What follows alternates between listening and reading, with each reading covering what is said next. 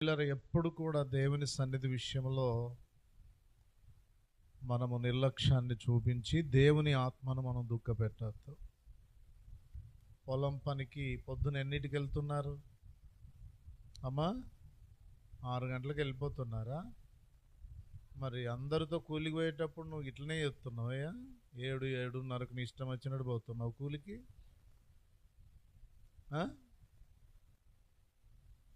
నీ ఇష్టం వచ్చినట్టే పోతున్నావా? కూలి పడుతుందా? అదైతే పైసలు వస్తాయి సార్, అందుకే భయపడుకుంటూ పోతాం, అంతేనా? ఆడ పైసలు వస్తాయి, భయపడుకుంటూ పోతాం. ఉన్న పైసలు ఈడ పోతాయి కనుక మెల్లగా పోయినాం కదా.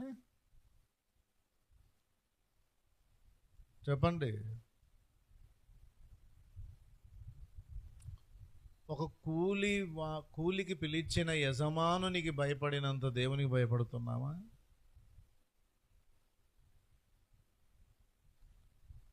పొద్దున్నే 7 గంటలకు వెళ్ళి పిండి చల్లాలి అని అనుకున్నప్పుడు 10 గంటలకు పోతావా? ఒకవేళ ఆ టైంలో నేను ఫోన్ చేసినా నువ్వేమంటావు?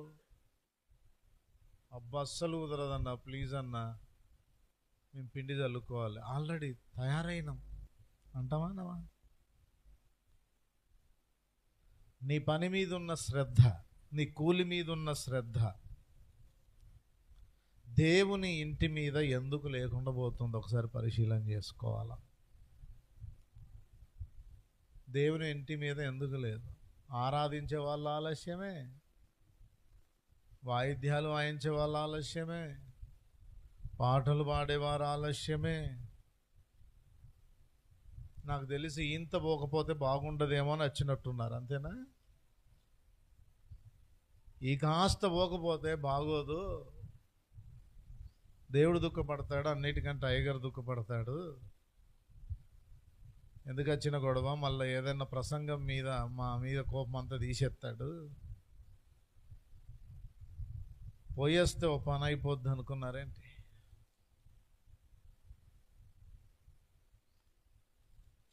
నేను మాట్లాడుతున్న విషయాల్లో ఏం తప్పు లేదనుకుంటున్నాను నేనైతే. భక్తి ఒక సేవకుని కొరకు మీరు చేయట్లేదు, అవునా? భక్తి ఎవరి కొరకు చేస్తున్నారు? పాస్టర్ కొరకు చేస్తున్నారా అమ్మా? ఎవరి కొరకు చేస్తున్నారు? మీరు ఎవరిని నమ్ముకున్నారు? పాస్టర్నా, దేవున్నా? దేవుని నమ్ముకున్నారా, పాస్టర్నా అమ్మా? మరి దేవుని నమ్ముకున్నప్పుడు దేవుని కొరకు భక్తి చేస్తున్నారా, మనుషుల కొరకు చేస్తున్నారా అమ్మా? చెప్పండి, పర్వాలేదు, మాట్లాడండి.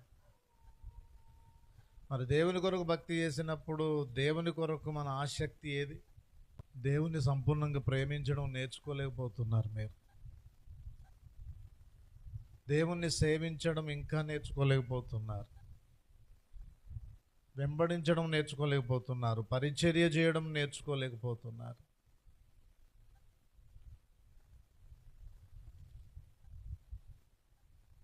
రక్షించబడి సంవత్సరాలు గడిచిపోతున్నా ప్రభువుని ఎలా సేవించాలో, ప్రభువుకి ఎంతగా భయపడాలో, ప్రభు వాక్యాన్ని ఎంతగా నెరవేర్చాలో, ప్రభువుని ఎంతగా మన జీవితాల ద్వారా మహిమపరచాలో అది ఇంకా నీకు అర్థం కాకపోతే, నేర్చుకోకపోతే, నువ్వు వింటున్న వర్తమానాలన్నీ ఏమైపోతున్నాయి? ఒకసారి ఆలోచించారు. నువ్వు వింటున్న వర్తమానాలన్నీ ఏమైపోతున్నాయి? ఒక్కొక్క దేశంలో పరిస్థితి చాలా భయంకరంగా ఉంది, చాలా భయంకరంగా ఉంది. ఒక్కొక్క దేశంలో ఈ స్వేచ్ఛ లేదు, ఈ ఆరాధనలు లేవు, ఈ ప్రార్థనలు లేవు, ఈ కూడికలు లేవు, ఈ సమూహము లేదు, ఈ సమూహము లేదు. కనీసం ఇంటి పక్క వాళ్ళ ఇంటికి వెళ్ళి ప్రార్థన చేసుకునే స్వేచ్ఛ కూడా లేదు కొన్ని దేశాల్లో. దేవుడు నీకు స్వేచ్ఛనిస్తే, అనుకూలతనిస్తే, దేవుడు నీకు మంచి అవకాశాన్ని ఇస్తే నువ్వెంత నిర్లక్ష్యం చేస్తున్నావు? దేవుని పని ముందు, నా పని తర్వాత అనుకున్న వాళ్ళ చేతులు ఎత్తాను. కష్టమే, మీరు ఎత్తలేరు. ఎందుకంటే అన్ని ముగించుకున్న తర్వాత కదా దేవుని దగ్గరికి రావాలనుకునేది మనం. అన్ని ముగించుకున్న తర్వాత, అంతేనా? మన సొంతమైన అన్నీ కంప్లీట్ అయినాయా లేదా, అయిన తర్వాత అప్పుడు చూద్దాం. పోయినసారి చెప్పాను అనుకుంటా ఒక సందర్భంలో చిన్న మాటగా, దేవుణ్ణి మనము మొదటి స్థానంలో పెట్టట్లేదు, 2వ స్థానంలో, 3వ స్థానంలో, 5వ స్థానంలో, 10వ స్థానం, ఆ అవసరం అయితే అన్నిటికంటే లాస్ట్, అన్నిటికంటే లాస్ట్.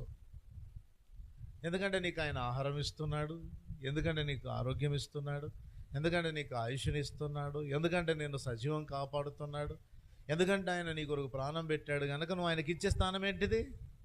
చివరిది. కృతజ్ఞత ఏది మన జీవితంలో? అమ్మా, కృతజ్ఞత ఏది? ప్రభువును ప్రేమించిన స్త్రీలు ఏ పురుషుని సహాయము లేకుండా, ఇతరుల సహాయం లేకుండా ప్రేమించిన వారు ఏం చేశారు? పెందల కడన లేచి ఆయన సమాధి యొద్దకు వెళ్ళారంట. ఎందుకు? ఆయన దేహమును సుగంధ ద్రవ్యములతో అభిషేకించి ఆ దేహము ఒక వాసన పట్టకుండా ఆ దేహమును జాగ్రత్త పరచాలని, ఆ ప్రాణప్రియుని ముఖమును చూడాలని వారు పెందల కడనే లేచి సమాధి యొద్దకు వెళ్ళారంట. ఈరోజు అటువంటి చురుకైన స్త్రీలు ఎంతమంది ఉన్నారు సంఘంలో? అటువంటి చురుకైనటువంటి పురుషులు ఎంతమంది ఉన్నారు? దేవునికి ఏ స్థానం ఇస్తున్నాం మనం? యథార్థంగా చెప్పండి, నేను దేవునికి మొదటి స్థానం ఇస్తున్నాను అన్న వాళ్ళు చేయి పైకి ఎత్తాను. నేను దేవునికి మొదటి స్థానం ఇస్తున్నాను.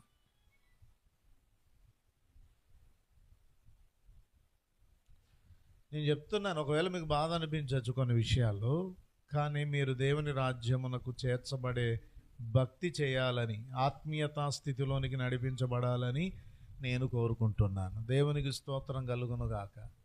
మీరు నిర్లక్ష్యంగా ఉంటే, ఇట్లాగే చెప్తాడులే అనుకుంటే, ఈ మాటల మీద మీకు పట్టింపు లేకపోతే, ఈ బోధను కూడా మీరు నిర్లక్ష్యపరిస్తే, రేపు నిత్యత్వమును కోల్పోయేది నువ్వే. నా గొర్రెలు నా స్వరము మరి ఎంతమంది వింటున్నాయి? ఎన్ని గొర్రెలు వింటున్నాయి? కాపరి స్వరం వింటున్న గొర్రెలు దీవించబడతారు. ఒక నాయకత్వాన్ని సరిగ్గా వెంబడించే గుంపు తప్పకుండా దీవించబడుతుంది. దేవునికి స్తోత్రం కలుగును గాక. హల్లెలూయా, హల్లెలూయా. కనుక దేవుని సన్నిధానములో దేవుని సేవించడం, దేవుని సన్నిధికి రావడం, ప్రభువును ఆరాధించడం, దేవుని వాక్యాన్ని వినడం, ప్రభువును మహిమపరచడం అనే పని ఆసక్తితో చేయాలి మనం. దావీదు అంటాడు కదా, నేను ఎప్పుడు దేవుని సన్నిధికి వెళ్ళేదన పోయేదన, దేవుని మందిరమునకు పోదమని జనులు నాతో అన్నప్పుడు నేను సంతోషించాను. ఎప్పుడు పోతాను, ఎప్పుడు పోతాను, ఈ ఆరాటం ఎంతమందికి ఉంది?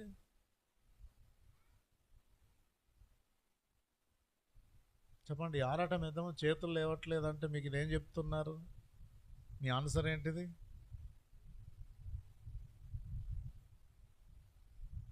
ఆరు గంటలకు ఆరాధన అంటే నువ్వు 3:30, 4 గంటలకి లేచి త్వరగా స్నానాలు చేసి ఏ బట్టలు ఉతికే కార్యక్రమం పెట్టుకోకుండా, ఇంకేం పని చేయకుండా, చక్కగా నీ పిల్లల్ని నువ్వు సిద్ధపరచుకొని 5:30 లేదా 6 గంటలకు బయలుదేరితే 6 గంటల వరకు ఈడు చేరుకుంటావు, సమయానికి ఉంటావు.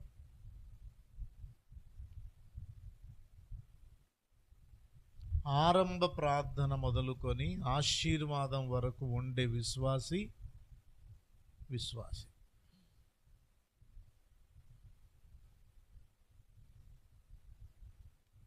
కొంతమందికి ఆరంభం వద్దు, ఆశీర్వాదం వద్దు, మెరిసినట్టు మెరుస్తారు, మళ్ళీ హడావుడిగా వెళ్ళిపోతూ ఉంటారు.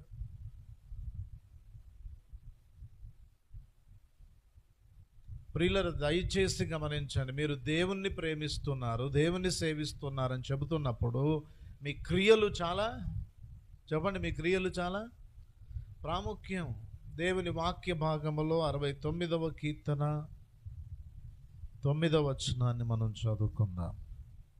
69వ కీర్తన. నీ ఇంటిని గూర్చిన ఆసక్తి నన్ను భక్షించి ఉన్నది. దేవునికి స్తోత్రం కలుగును గాక. అందరు చెప్పండి, దేవుని ఇల్లు. చెప్పండి, దేవుని ఇల్లు. దేవుని ఇంటిని గూర్చిన ఆసక్తి దావీదుని ఏం చేస్తుందట అంటే భక్షించుచున్నది. అంటే తన శరీరాన్ని తిని ఒక భయంకరమైనటువంటి వేదన, శోకము కలిగిన వాడు ఏం చేస్తాడు? దినదినము క్షీణించిపోతాడు, చిక్కిపోతాడు కదా. దావీదుకు ఉన్న భయంకరమైన వేదన, శోకం ఏంటిదంటే, లేకపోతే అతనికి ఉన్నటువంటి ఆరాటం ఏంటిదంటే దేవుని సన్నిధిని గూర్చి. దేవునికి స్తోత్రం కలుగును గాక. చాలాసార్లు మనం ప్రభును స్తుతిస్తాం. దేవుని సన్నిధికి వెళ్ళుట, దేవుని సన్నిధిలో కనబడుట, ఇవి చాలా చాలా చాలా ప్రాముఖ్యమైనటువంటి అనుభవాలు. దేవునికి స్తోత్రం కలుగును గాక.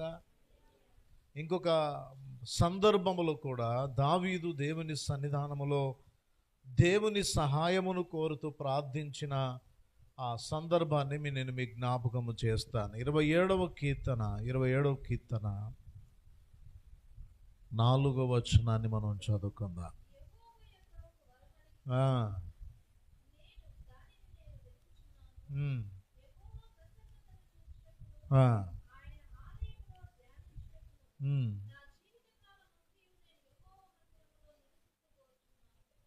చాలండి. హల్లెలూయా. ఒకటి, దేవుని సన్నిధి పట్ల ఆసక్తి కలిగి ఉండాలి. రెండవది, నీ ప్రభు ఎదుట నువ్వు కనిపించాలి, కనబడాలని ఆసక్తి నీకు ఉండాలి. మూడవది, ఆయన మందిరములు, ఆయన సన్నిధిలో ఆయన వాక్యమును ధ్యానించాలనేటువంటి ఆసక్తి నీకు ఉండాలి. ఇవి చాలా ప్రాముఖ్యం. ఒక వరం అడిగాను అంటున్నాడు. స్వస్థత వరమో, భాషలకు అర్థం చెప్పే వరమో, విశ్వాస వరమో, అద్భుతములు చేయు దేవుని శక్తో, ప్రవచన వరమో ఏదో అడగలేదు దావీదు.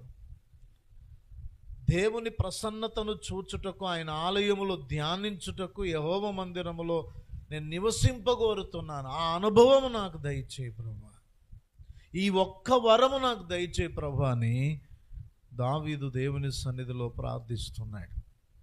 ఈరోజు అటువంటి ఆసక్తి నీకుందా? కోరహు కుమారులకున్న ఆసక్తి, దావీదుకున్నటువంటి ఆసక్తి ఎంత అద్భుతమైందో మనం గమనించాలి. దేవునికి స్తోత్రం కలుగునుగాక. హల్లెలూయా, హల్లెలూయా. అసలు దావీదు గురించి ఆలోచిస్తే కీర్తన భాగాల్లో ఆయన సన్నిధిని గూర్చి దావీదు వివరించినటువంటి విషయాలను గనక మనం ఆలోచన చేస్తే, ఎంత మాత్రమో దేవుని సన్నిధికి ఎడముగా ఉండడానికి దావీదు ఎప్పుడు కూడా ఇష్టపడలేదండి. దావీదు ఎప్పుడు కూడా దేవుని సన్నిధికి సమీపంగా ఉండాలని, అవసరమైతే ఆయన మందిరములోనే నివసించాలని కోరుకుంటున్నటువంటి సందర్భాలు దావీదు జీవితంలో మనకు కనబడుతుంది. దేవునికి స్తోత్రం కలుగును గాక. హల్లెలూయా. మిమ్మల్ని ఒక ప్రశ్న అడుగుతాను.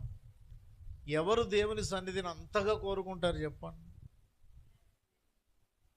అంతగా ఎవరు దేవుని సన్నిధిని కోరుకుంటారు?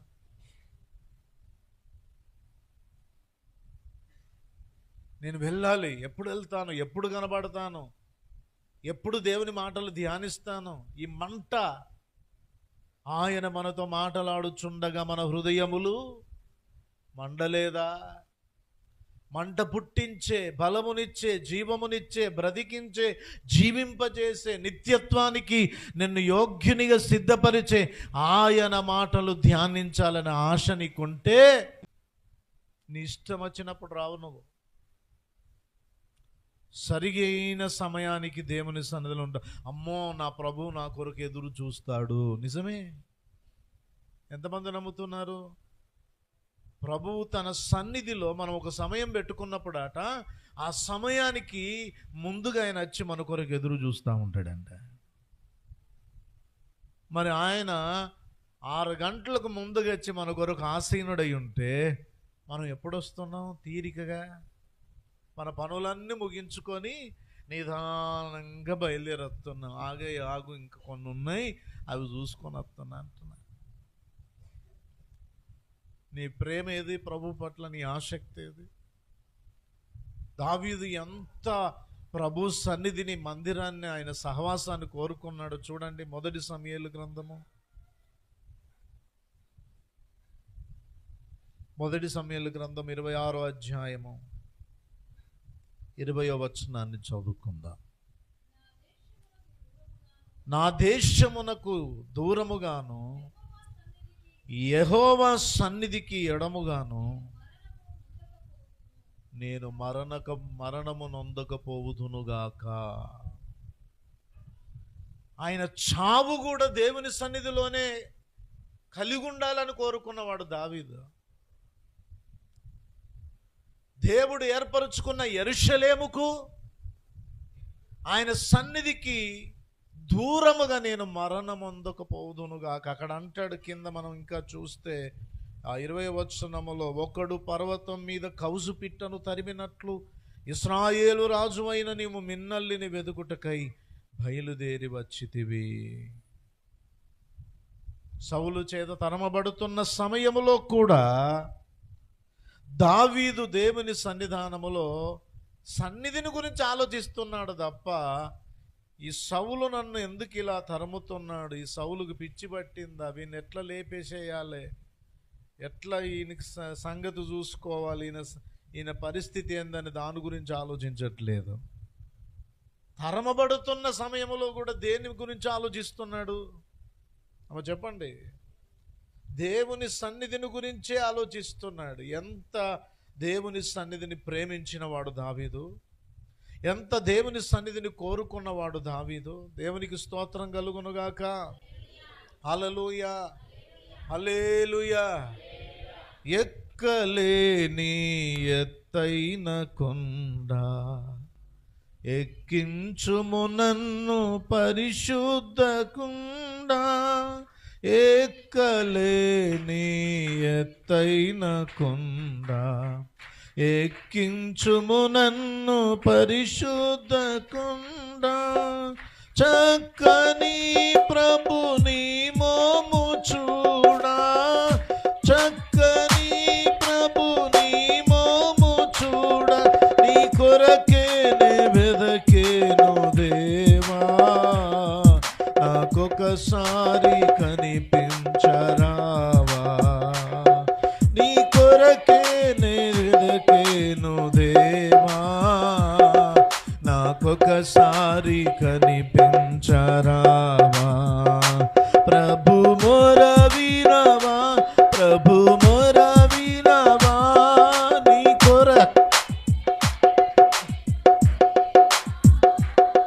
నాకొకసారి నీ కొరకే నే వెదకేను దేవా.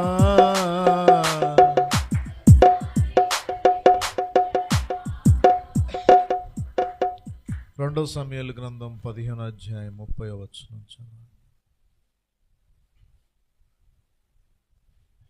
అయితే దావీదు ఒలివ చెట్ల కొండ ఎక్కుచు ఏడ్చుచు, ఆయన తీరును ఒకసారి ఊహించుకోండి. ఒలివ చెట్ల కొండ ఎక్కుతున్నాడు. ఈ పాట అక్కడి నుండి పుట్టింది. నేను ఎక్కలేని ఎత్తైన కొండ. ప్రియులరా, ఒలివ చెట్ల కొండ ఎక్కుచు ఏడ్చుచు, తల కప్పుకొని, కాళ్ళకు చెప్పులు లేకుండా, పాదరక్షలు లేకుండా, గుర్రములు గాడిదలు రథ సాధనాలు ఏవి లేకుండా కాలినడకను వెళ్ళాల్సి వచ్చింది. అతని యొద్దను జనులందరూ తలలు కప్పుకొని ఏడ్చుచు కొండ ఎక్కిరి. అంతలో ఒకడు వచ్చి అబ్షాలోము చేసిన కుట్రలో అహీతోపెలు చేరి ఉన్నాడని రాజునకు తెలియచేయగా, దావీదునకు తెలియచేయగా, దావీదు యెహోవా అహీతోపెలు యొక్క ఆలోచనలను చెడగొట్టుమని ప్రార్థన చేశాను. దేవుని ఆరాధించు స్థలం ఒకటి ఆ కొండ మీద ఉండేది. వారచ్చడికి రాగా అర్కీయుడైన హూషై పై వస్త్రములు చింపుకొని తల మీద ధూళి పోసుకొని, హల్లెలూయ. ఇక్కడ చూడండి, ఇంతకుముందు చదువుకున్న వచనంలో ఒకడు కౌజుపిట్టను తరిమినట్టు నువ్వు నన్ను తరుముతున్నావు అన్నాడు సౌలును.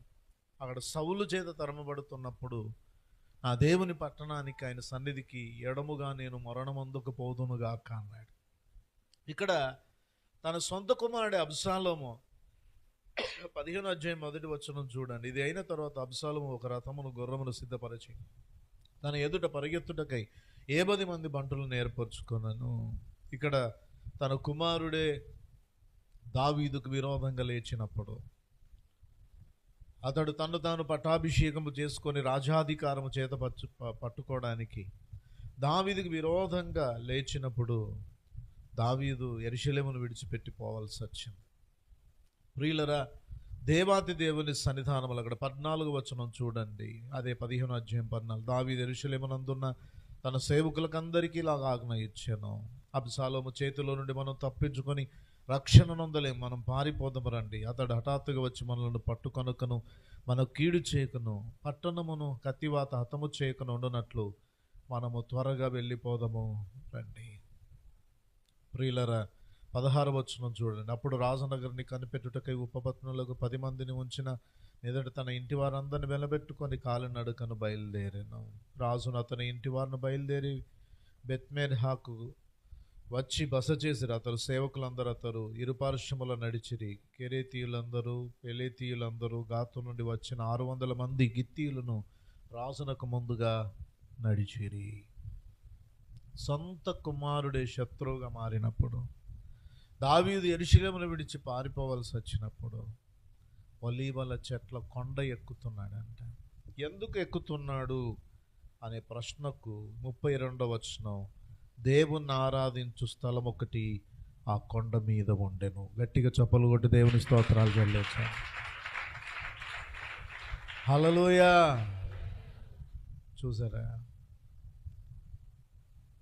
రాజు తరిమినా, కుమారుడు తరిమినా, బాధలు ఎదురొచ్చినా, అవమాన పరిస్థితుల్లో, దుఃఖ పరిస్థితుల్లో, క్లిష్ట పరిస్థితుల్లో తరమబడుతున్నప్పుడు కూడా దావీదు మనసంతా దేవుని సన్నిధి, దేవుని సన్నిధి, దేవుని సన్నిధి, దేవుని సన్నిధి. ఈ పిచ్చి నీకు పట్టును గాక. హల్లెలూయ. ఆయన మందిర ద్వారమునొద్ద నివసించుట నాకు మేలు అనే మాట నీ నోటి నుండి వచ్చునుగాక. హల్లెలూయ.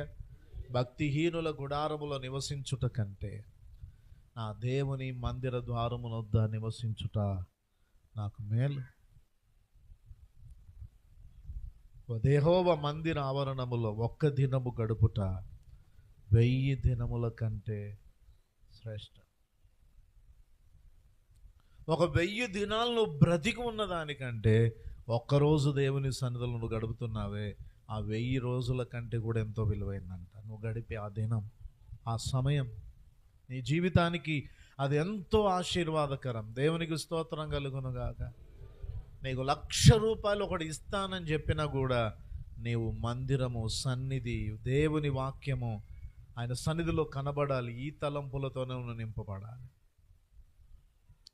సాయంత్రం అన్న రేపన్న ఎద్దులే నేను మందిరానికి వెళ్తున్నానని చెప్పే విశ్వాసులు కావాలి. ఆదివారమే ఇంటర్వ్యూ ఎదురైన ఉద్యోగానికి నా దేవుని వాక్యం వినకుండా నేను ఇంటర్వ్యూకి వెళ్ళను, నా దేవుడు నన్ను ఇంకొక ఉద్యోగంలో నన్ను చేరుస్తాను, నాకు అన్యాయం చేయడం చెప్పి నమ్మి దేవుని సన్నిధిని గణపరిచే విశ్వాసులు లేవాలి.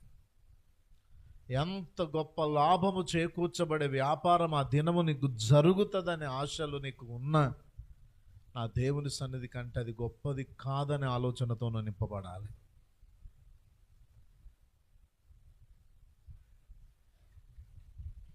అంతగా నువ్వు దేవుని సన్నిధిని ప్రేమించాలి. చాలామంది బాధలో, వ్యాధిలో, కష్టములో, ఇబ్బందులు మాత్రమే దేవుణ్ణి అట్లా ప్రేమిస్తారు.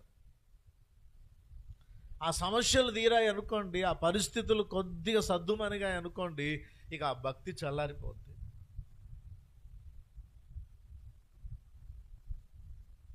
ఓ వారం వస్తారు, ఓ వారం బంద్ చేస్తారు. ఎందుకంటే అవి తీరిపోయాయి కదా, ఆ సమస్యలు తీరిపోయాయి కదా, అంత బాధ లేదు కదా. ఇప్పుడు పర్వాలేదులే, ఇప్పుడు మన పనులు చేసుకుందాం.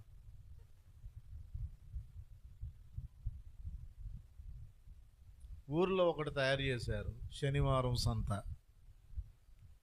4 గంటల నుంచే నీ మనసు కొట్టుకుంటుంది, ఇక 4కి స్టార్ట్ అవుతుంది, ఇక 4కి స్టార్ట్ అవుతుంది అంగడి. ఎంత శూరులు తయారయ్యారంటే సిద్ధపాడు కూడిక కూడా అంగడి చూసుకున్నాకనే వస్తాను. ఇక చూడు మీ భక్తి ఎంత పెరిగిపోతుందో, ఇక మీ ఆసక్తి ఎంత పెరిగిపోతుందో. ఒక్క పూట లేకుండా నెలలో ఒక్క వారం అంగడికి పోకుండా ఏమన్నా అయితే 3 వారాలు పోతావుగా. సరే పోవాలి, 4 గంటలకు పోవచ్చుగా, 5 గంటలకు పోవచ్చుగా. కుదరదు. 6:30 7 గంటలకే పోవాలి, అన్నీ తీసుకున్నాక మళ్ళీ ఇంటికి పోవాలి, అక్కడ పెట్టాలి మెల్లిగా. ఇది నీ ఆసక్తి. అసలు నాకు అనిపిస్తుంది దేవుడు నిన్ను బట్టి ఎంత దుఃఖపడుతున్నాడో, నీ క్రియలను బట్టి. వెచ్చగలేవు, చల్లగలేవు, నులివెచ్చగా ఉన్నావు. మండినట్టు కాదు, ఆరిపోయినట్టు కాదు, ఉజ్జీవంతో ఉన్నట్టు కాదు, చల్లారిపోయినట్టు కాదు. సౌలు తరిమినప్పుడు యెరూషలేమునకు యెహోవా సన్నిధికి ఎడముగా నేను మరణమొందకపోదునుగాక అన్నాడు. అబ్షాలోము తరుముతున్నప్పుడు ఒలీవ చెట్ల కొండ ఎక్కుతూ తల కప్పుకొని పాదరక్షలు లేకుండా కాలి నడకన కొండ ఎక్కి వెళ్తున్నాడట, ఏడ్చుచు. ఎందుకు వెళ్తున్నావయ్యా ఆ కొండ మీదికి దావీదు అని అడిగితే, ఆరాధించే స్థలం అక్కడ ఒకటి ఉన్నది, ఒక బ్రాంచ్ అక్కడ ఉంది, ఒక బ్రాంచ్ చర్చ్ అక్కడ ఉంది మాది, అక్కడికి వెళ్తున్నాను. నీ కష్టములో, నీ దుఃఖములో, నీ బాధలో, నీ వేదనలో, నీ కఠినమైనటువంటి పరిస్థితులలో లోకము, సంఘము, ఆత్మీయులు, సేవకులు సహితము నిన్ను దూషించి అవమానపరిచి నేను గేలి చేసినప్పుడు, హేళన చేసినప్పుడు కూడా నా దేవుని సన్నిధికి నేను ఎడముగా మరణమందుకు పోదునుగా కానీ చెప్పగలిగిన ఒక దావీదులాగా నువ్వు తయారవ్వాలి. హల్లెలూయా. సంఘములందరూ నన్ను పట్టించుకోకపోయినా, ఆత్మీయులే నన్ను అవమానపరిచిన, ఎటువంటి పరిస్థితులు నాకు చోటు చేసుకున్నా, సన్నిధిని మాత్రం పోగొట్టుకొని నేను నా భార్య అర్థం చేసుకోకపోయినా, నా భర్త అర్థం చేసుకోకపోయినా, నా పిల్లలు అర్థం చేసుకోకపోయినా, లోకమే నా మీద బురద జల్లిన, బట్ట కాల్చి మీదేసిన, ఎన్ని రకాల అవమానకరమైన పరిస్థితులు తెచ్చిన, దేవునికి ఆయన సన్నిధికి నేను దూరము కాకుందును గాక అని చెప్పాలి. ఎందుకు సాతానుడు ఏం చెప్తాడు తెలుసా? ఆ సమస్యలే నీకు చూపెడతాడు, దేవుని సన్నిధికి నేను దూరము చేస్తాను. ఆ విషయాన్ని, ఆ బలహీనతలన్నిటిని జయించాలి.